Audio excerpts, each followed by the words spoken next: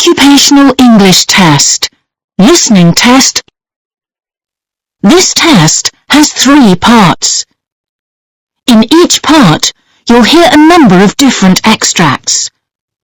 At the start of each extract, you'll hear this sound.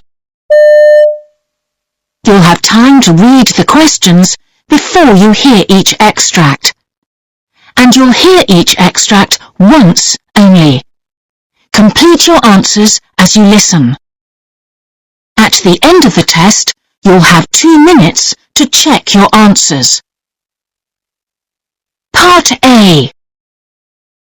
In this part of the test, you'll hear 2 different extracts. In each extract, a health professional is talking to a patient. For questions 1 to 24, complete the notes with information you hear. Now look at the notes for Extract 1.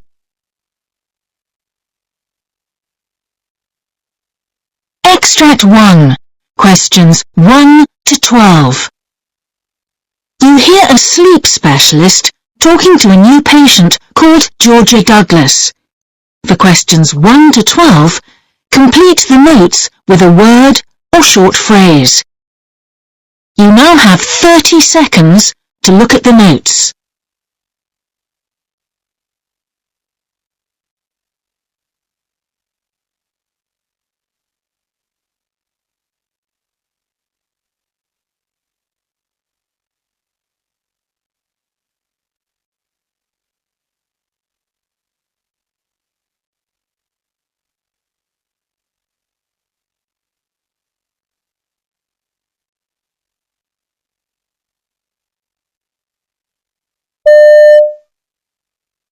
Good afternoon, Mrs. Douglas. Your GP has sent you along to see me today because of some problems you're having sleeping. Is that right? That's right. He says I've got RLS, restless leg syndrome. I see. Well, I've got some notes here from your GP, but can you tell me in your own words how long ago this started and what's happened since then? It all began about 18 months ago.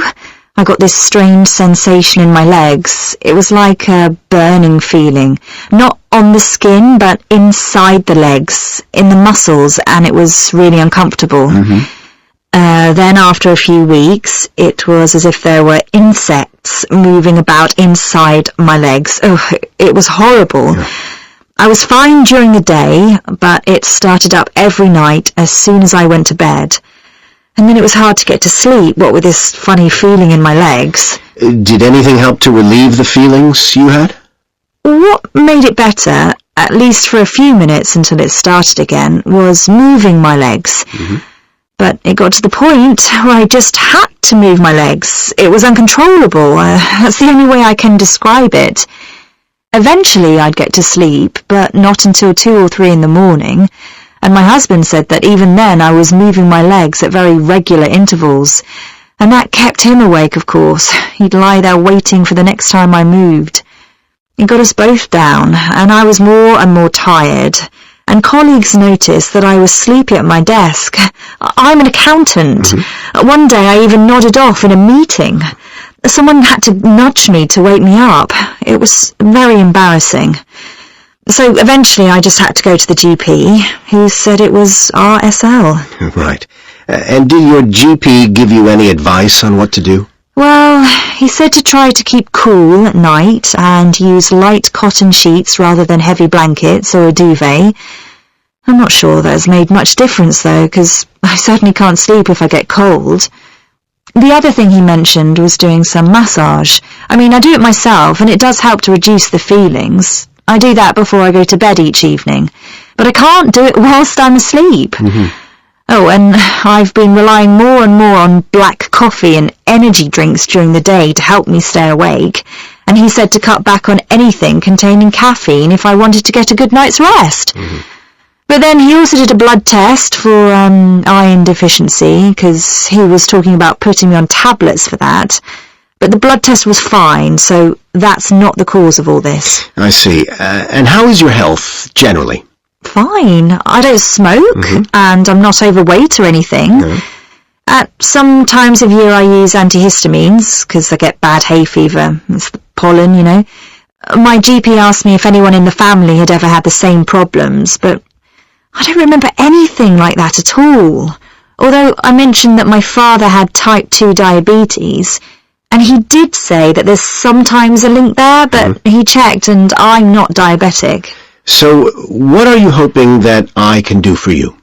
Well, that you'll be able to suggest something to help, because I'm just feeling so tired all the time, and my husband's fed up with it all. I mean, perhaps I need to take sleeping tablets. Also, I saw online that there's a place called a sleep clinic you can go to just overnight, and they look at your sleep patterns to see what's going on. When I mentioned that to my GP, that's when he suggested I come to see you.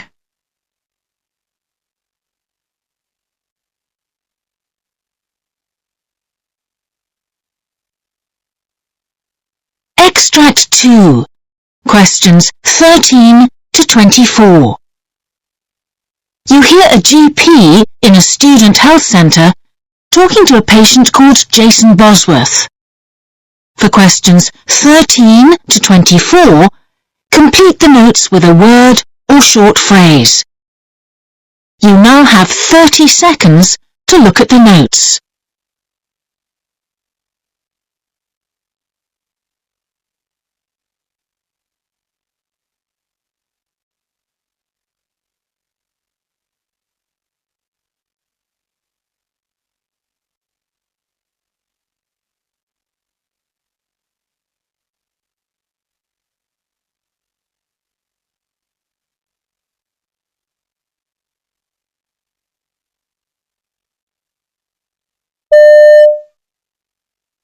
So, Jason, how can I help you today? Well, it's a bit of a long story.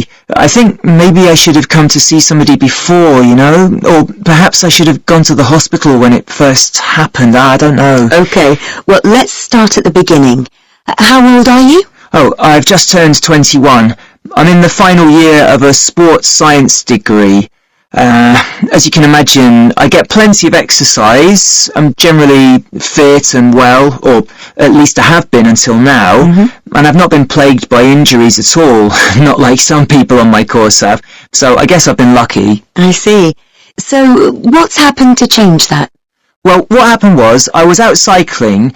I reckon I do about 100 kilometres a week usually, and I've never had an accident before, but for some reason, going round a sharp bend, I came off my bike. It was stupid, really. Okay, and how long ago was this? 5 days ago now. I mean, I had a few minor cuts and bruises, but nothing serious, so I didn't go for treatment or anything. Fortunately, I had my helmet on, because I did bang my head quite badly. But I felt alright at the time, so didn't think much of it. I was a bit shaken up. Yes. But the bike was alright, so I rode home and had an early night. And you slept okay? Oh yeah, I was fine. Only thing was, I woke up with a migraine. Now that didn't worry me particularly, because I do get them occasionally, so I didn't immediately make any connection with the accident. I just took my normal medication, and as the day progressed, it wore off. And since then? Well, I've had no more pain. It's just that I've not been feeling my normal self, really. Like, when I was at the gym, I started to get these dizzy spells. You know, like the room would start spinning suddenly, and I'd have to rest up. I've never had that before. Okay. Then at other times, I just don't feel right. It's as if I'm sort of floating. Do you know what I mean? It's as if I'm not quite all there. Right. And how often do you feel like this? Well, all the time, really. It sort of comes and goes, but I haven't felt right for a couple of days now. Then sometimes I'm even like unsteady on my feet. You know, I have to hold on to something because I think I'm going to fall over. Oh dear.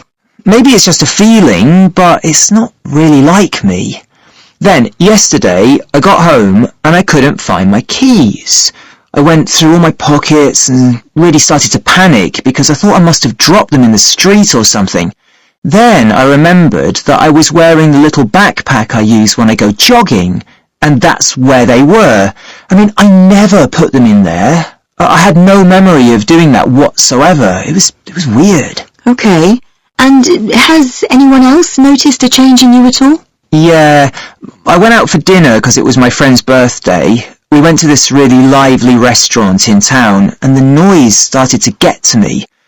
You know, it was just people talking and laughing and stuff, but I couldn't wait to get out of there. It wasn't really a great night, and afterwards, my girlfriend told me I'd been irritable for a couple of days, which isn't like me, so that's when I thought I'd better come and see somebody. Sure. And another reason is that I've got exams coming up, and I'm finding it really hard to concentrate. I've got a lot to do, so I need to knuckle down. And is there anything else worrying you? Anything else on your mind? There is another thing, actually. I've got a really big rugby match coming up. I'm in the college team, and it's the regional final. I really want to be fit enough for that, but I'm wondering if I'm well enough to play. Okay, I'm beginning to get an idea of why you're concerned.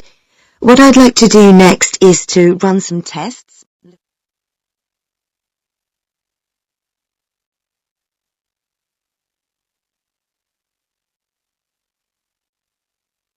That is the end of Part A.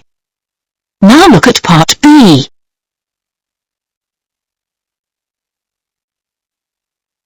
Part B. In this part of the test, you'll hear 6 different extracts. In each extract, you'll hear people talking in a different healthcare setting. For questions 25 to 30, choose the answer A, B or C, which fits best according to what you hear. You'll have time to read each question before you listen. Complete your answers as you listen. Now look at question 25. You hear a nurse briefing a colleague about a patient. Now read the question.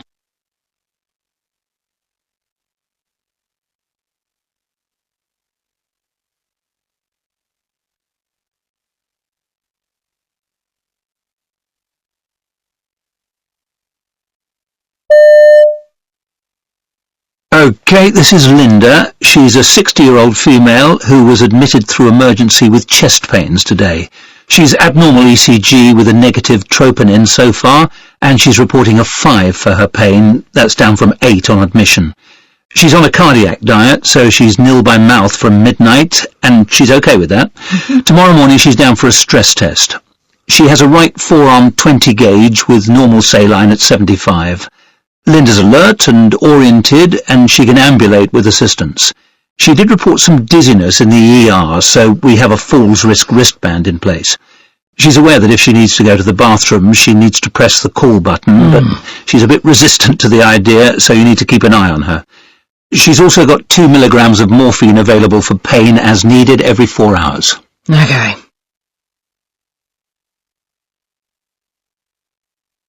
Question 26. You hear a GP talking to a patient who has acne. Now read the question.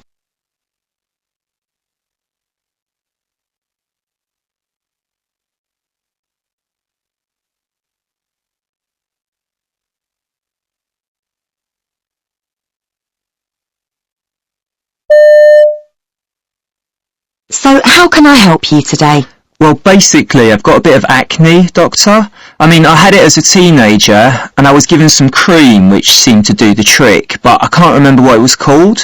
Do you think I could get some more of it? Well, it may not be the same type of acne you had before, because there are 3 types actually. We call them mild, moderate and severe. And from what I can see, you seem to have mild acne. So this might just be caused by a build-up of grease on the skin. How long ago are we talking about? It must be about 10 years back. I was still at school. I wasn't living round here then. I see. Well, the recommended medication may have changed since then, of course. Did you have a prescription, or was it over the counter? I couldn't tell you. Okay, not to worry. Tell me, how long has this particular episode been going on? About 3 months now, and it just doesn't seem to be getting any better. I've been using special soap and stuff, trying to keep my skin clean, Do you think I should see someone at the hospital? I saw online that they've got a dedicated dermatology unit.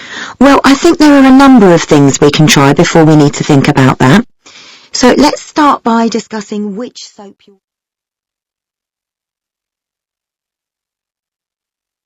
Question 27. You hear a surgeon briefing his team before an operation. Now read the question.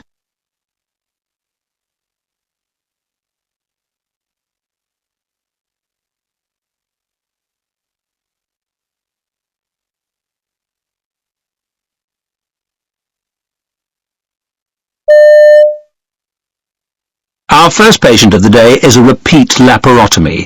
He's got an unexpected finding after surgery for an appendix abscess. He's got a tumour at the base of the cecum. So he's going to need a bit more of a detailed laparotomy and resection.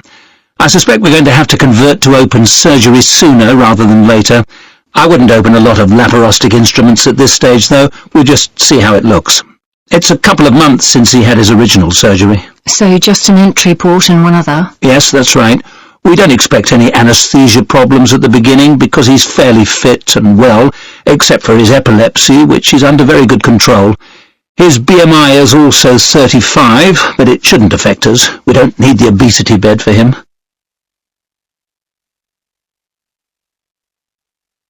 Question 28. You hear a nurse educator telling a group of trainees about pressure ulcers. Now read the question.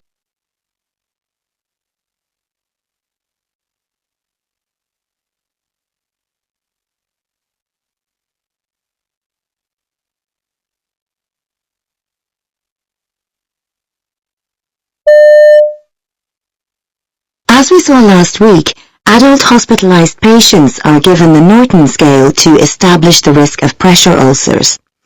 If, when applying the scale, the score is 5 to 10 points, that is elevated risk, a blue sticker should be placed on the bedhead in order to inform and alert the patient, family members and the interdisciplinary team of this risk.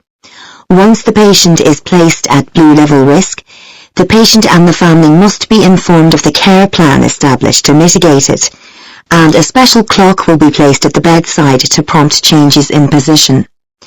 In the case of pediatric patients, however, the scale isn't applied, but this is to do with the limitations of the scale rather than the absence of risk. Neonates and pediatric patients hospitalized in critical areas, as well as children with limited mobility due to neurological disorders, and of course those who rely on orthopedic devices such as splints, casts, etc., are all considered at high risk.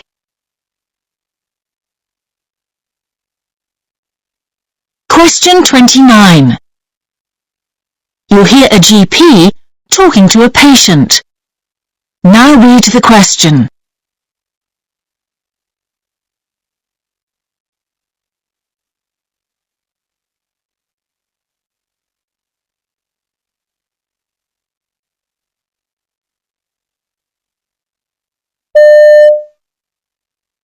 So, how can I help you today? Well, what's happened is my brother's just been told that he's got this condition where there's too much iron in his blood. I can't remember the name, but it was hemo something. Hemochromatosis? Yeah, that sounds right. I mean, he's having treatment and he's going to be okay, but apparently what the specialist told him is that this can be passed on in the genes. So if he's got it, then there's every likelihood I've got it too, that I should have a blood test, because if it's not treated, it can lead to other things, even if you've had no symptoms yet. I see. And did your brother tell you anything else? Yeah, he said it wasn't the full condition because of another thing. He read out a string of numbers and another long name. Oh, yes, I know what that might be. Okay, well, let me explain a bit about this condition and then we can decide what we need to do.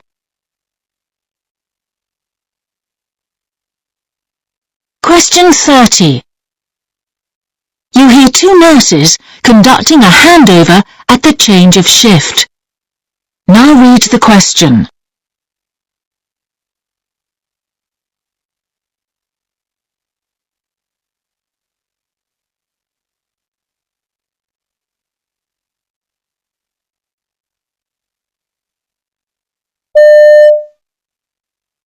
Next we have Mrs. Floyd, who's sleeping at the moment. Okay. She's a 60-year-old who was admitted as an emergency overnight with a suspected bowel obstruction. She has a history of bowel cancer, resected 5 years ago. Okay. The doctors are looking into whether there might be adhesions or a stricture at the operation site. Obviously, she's concerned that the cancer may have returned, and her daughter's coming in later to speak to the doctor. That's all set up. I see. Meanwhile, her temperature is 37.8, pulse is 80 beats per minute, and respiration 25 breaths a minute. Blood pressure is 150/90. She has a nasogastric tube on low-pressure suction to manage nausea and vomiting, and intravenous normal saline at 125 millilitres an hour. Okay. The next bag needs to have potassium chloride added. See the orders for that. Okay. Her skin's quite dry but intact, and you'll need to consider mouth care.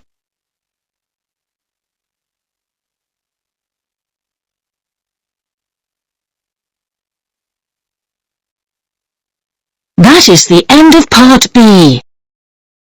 Now look at Part C.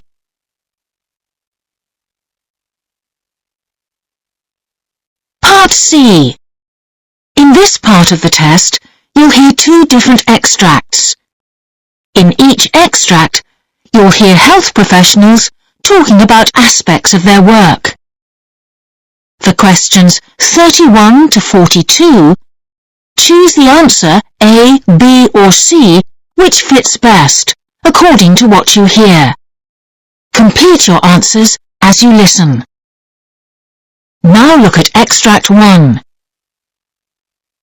Extract 1. Questions 31 to 36. You hear an interview with a scrub nurse called Joanna Swan. You now have 90 seconds to read questions 31 to 36.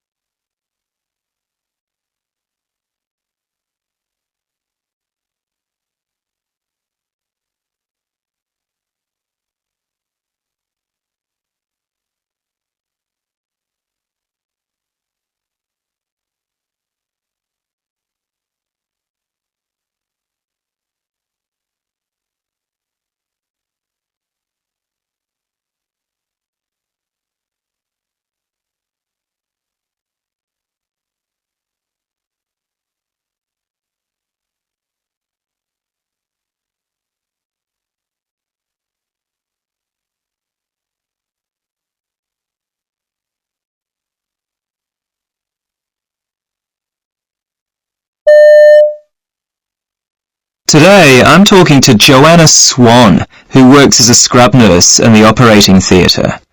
Joanna, firstly, remind us what a scrub nurse is exactly and where the name comes from. Sure. Well, perioperative nurse is the correct term, of course, but basically we're all familiar with the notion of scrubbing in. You know, you've seen surgeons doing it. It's not just washing your hands, it's doing that very thorough cleaning to ensure you're completely sterile before you go anywhere near the patient or the surgical instruments. But the name scrub nurse doesn't quite capture the full role. I mean, basically, your job's to prepare the operating room for surgery. You lay out the instruments, hand them to the surgeon when asked, and you're also responsible for monitoring the patient. So you're like the bridge between the surgical team and everyone else who's supporting the patient. So, how did you first get into this type of nursing? I remember one of my most formative experiences as a student nurse was shadowing a perioperative nurse in theatre. I had to scrub up too, and I was expected to lend a hand, because they didn't want somebody just standing around in the way.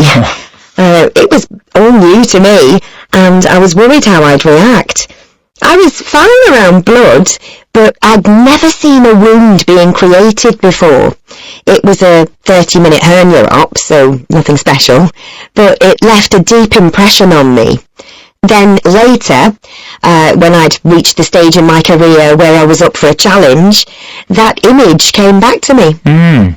And what sort of background do you need to go into this kind of nursing?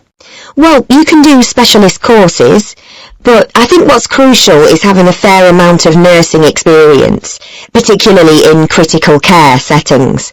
That was true of me, and there's really no substitute for that. To be honest, the job wouldn't suit everybody. The hours can be gruelling, and the work's very demanding.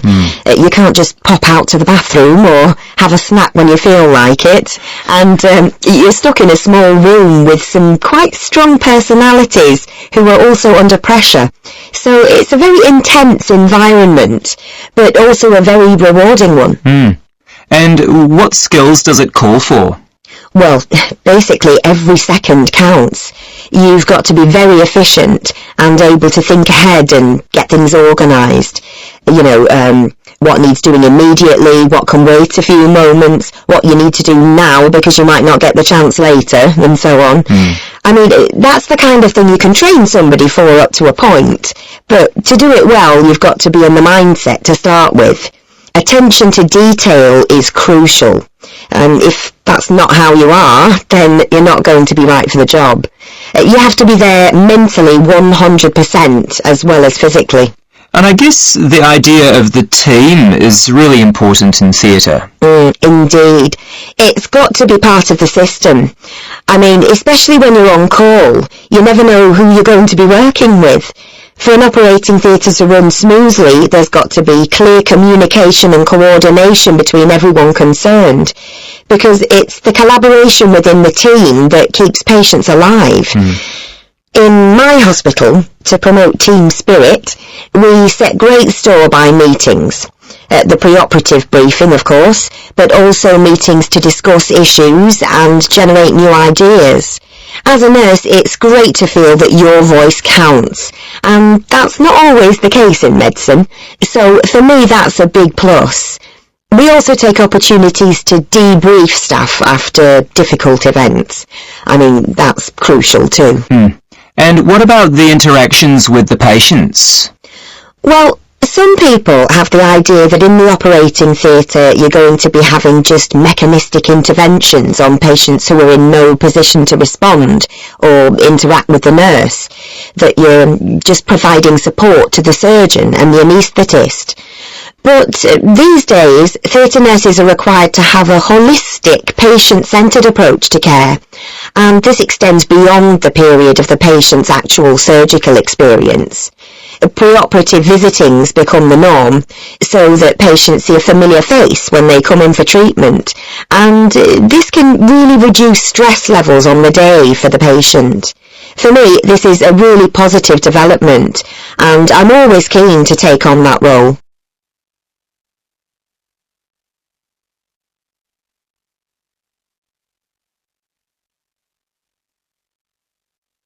Now look at Extract 2. Extract 2, questions 37 to 42.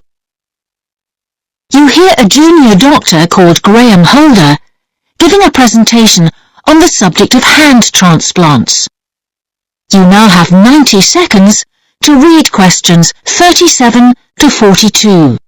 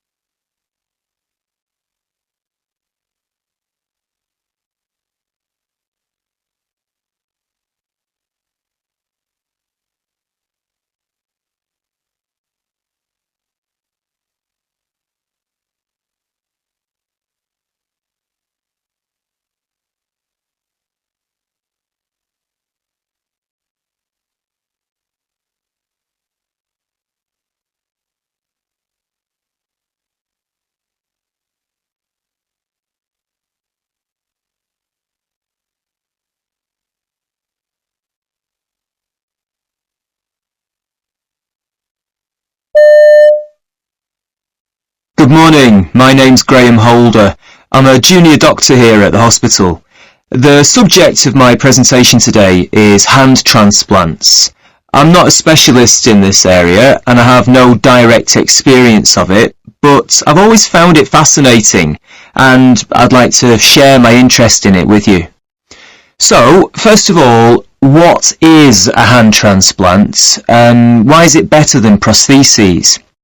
Well, it's a type of a CTA, that's a composite tissue allotransplantation, in which skin, fat, muscle and nerve bone are all transferred from one person to another.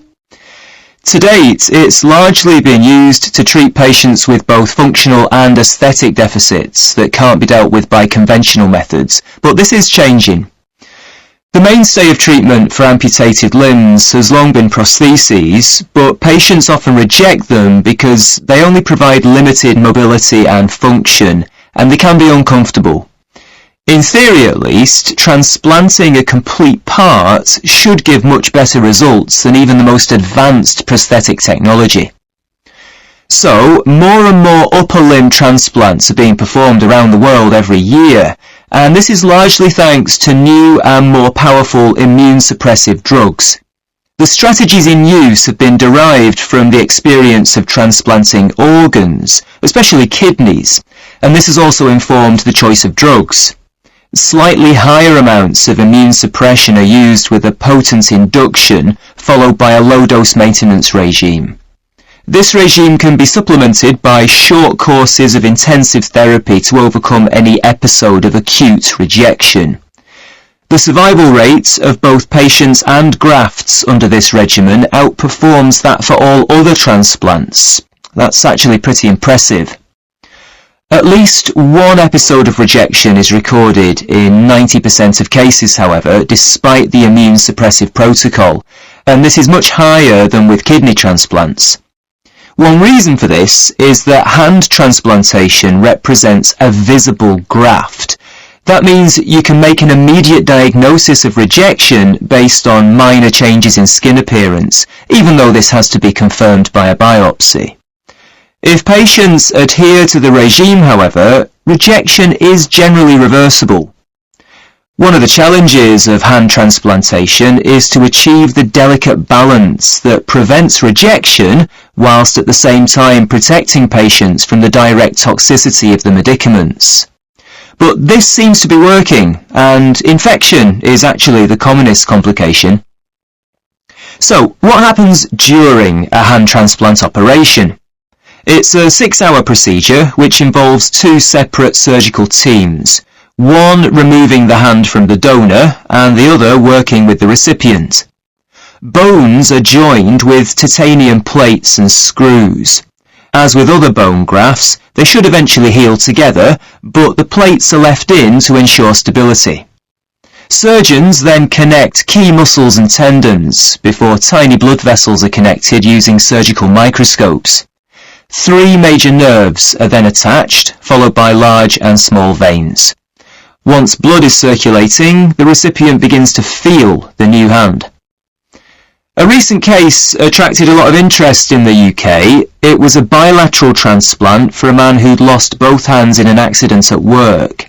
Now, bilateral transplants aren't so uncommon, but what made the case particularly noteworthy was the fact that he still had both his thumbs, but not the rest of his hands. So it wasn't a transplant performed at the wrist, as is usually the case, but in the substance of both hands. Nonetheless, immediately afterwards, he managed to gain some movement in his donor hands, and has since improved dramatically. Indeed, just 9 months after the procedure, he was able to write a thank you letter to the surgeon. His recovery experience mirrors that of most transplant patients. The incredible thing about him is the speed at which he's gained that functionality. So, what about donors? One of the challenges of hand transplantation is that the hands not only have to fit immunologically, they also have to look right because they're going to be on view, an issue that doesn't arise with internal organs. That makes the job of finding an appropriate donor even harder. In any case, because hand transplantation is rather unusual, people have been slow to donate, and there have been occasions when surgeons had to ask for a donation when somebody's offered other organs, but not specifically the hands, and that's a really difficult thing to negotiate with next of kin at the time of death. The hand transplant program is now established and it's becoming mature. It'd be nice to think that hand transplants could become as routine as kidney transplants. Setting up a donor network is the next goal.